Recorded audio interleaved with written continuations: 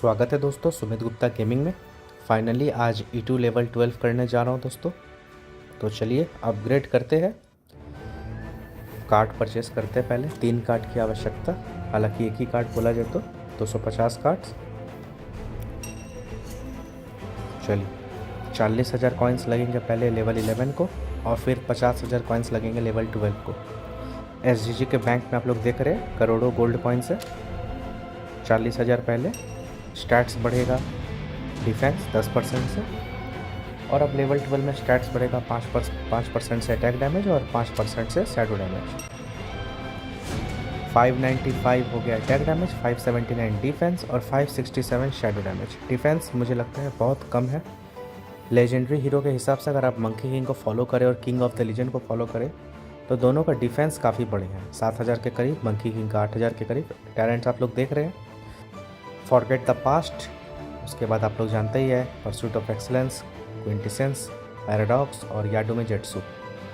चलते हैं game play की तरफ। हाँ, दूसरा इशू अभी क्या हो रहा है दोस्तों कि 5G नेटवर्क भी सर्वर का जो इशू है ना, क्या ही बोलूँ। मुझे लगता है सर्वर का कुछ पिंग इशू है दोस्तों। कभी कभी अगर वो हल्का सा भी इधर उधर होता है तो सर्वर जो है वो लैग करता है, और ड्रॉस तो इतने हो रहे हैं कि क्या ही बोलने का। और लैग इशू के कारण क्या है कि अटैक्स समझ में नहीं आता कि क्या करना है क्या नहीं करना है। पहला अपोनेंट हिटमैन 2.0, शुरुआत उसने 7 से किया है और मैंने E2 से ऑब्वियसली। देखिए यहाँ पे कैसे लैग के शुरुआत में आप लोग देख लो दोस्तों, कैसे वहाँ पे फंसा है गेम, समझ में नहीं आता क्या प्रॉब्लम। यहाँ पे 1403 का अच्छा डैमेज। उसने कमांडर प्रेस किया हुआ है लेकिन अभी तक देखने को नहीं मिला है, जो कि बहुत अच्छी बात है। और जब ग्रैब करो ना तो सबसे बेहतर E2 के साथ आप अटैक करना है, क्योंकि ओपोनेंट जो है थोड़ा सा रोल बैक करते हैं तो लो अटैक एक ही बार कनेक्ट होता है। डिफेंस आप लोग देखो कितना कम है E2 का। सार्ज का एक अटैक विल डिस्ट्रक्शन के साथ कितना सारा डैमेज दे रहा है। काफ़ी डिफेंस कमज़ोर है, और यहाँ पे लगता है लगभग सार्ज ख़त्म है, ख़त्म ही था एक तरह से। चलिए ग्रैब करेंगे और ख़त्म। चलते उसके अगले हीरो की तरफ जो कि है लिंग चाचा। Round 2 fight. या तो एक एपिक वेपन E2 का लाना चाहिए, जैसे कीबो का स्कारलेट वेंजेंस है, ये हील देता है शैडो डैमेज करने से। Successful shadow move obviously. E2 के लिए भी कुछ ऐसा ही लाना चाहिए, या तो पैराडॉक्स में अगर E2 कोई अटैक करता है या पैराडॉक्स में जाता है तो E2 रिजनरेट कर सकता है हेल्थ, हालांकि ब्रोकन बना देगा फिर E2 को, क्योंकि हम लोग सभी जानते हैं पैराडॉक्स काफ़ी ज़्यादा बार यूज़ कर सकते हैं सक्सेसफुल अटैक्स में ऑब्वियसली। यहाँ पे गलत मूव, जी हाँ मुझे जंप किक करना चाहिए था, यहाँ पे मेरा E2 ख़त्म हो गया है। कोई बात नहीं, चलते हैं एक और अपोनेंट की तरफ।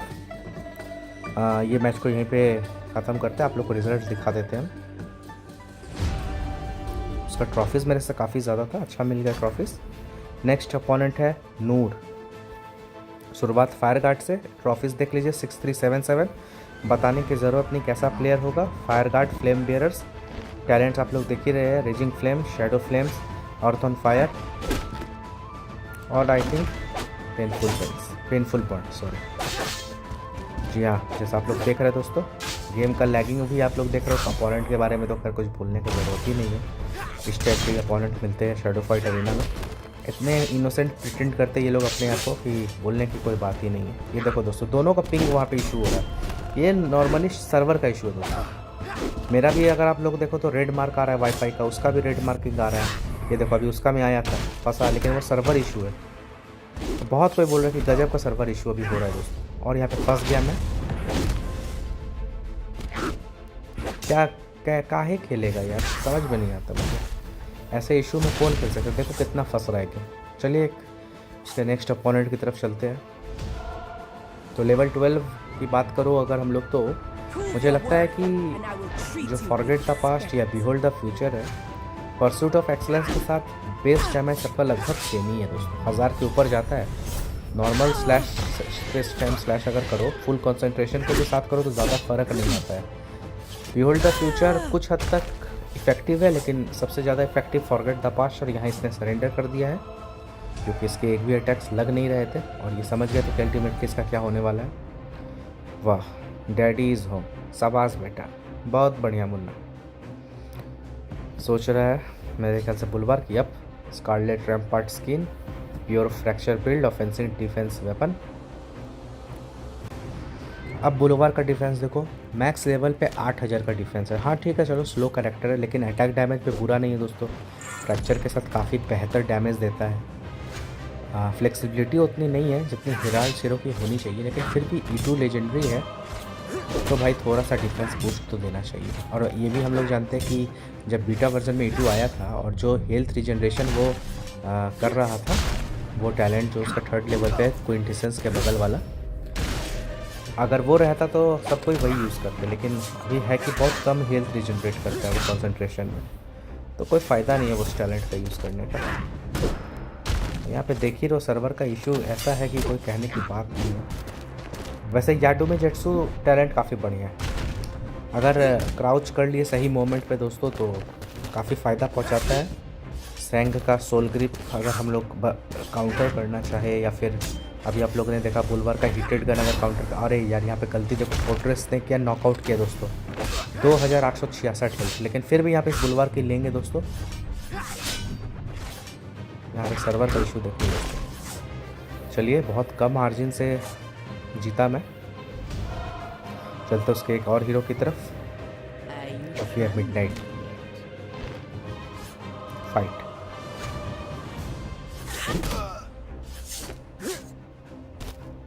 ये देखो कैसे लैग कर रहा है दोस्तों, क्या खेलेगा आदमी।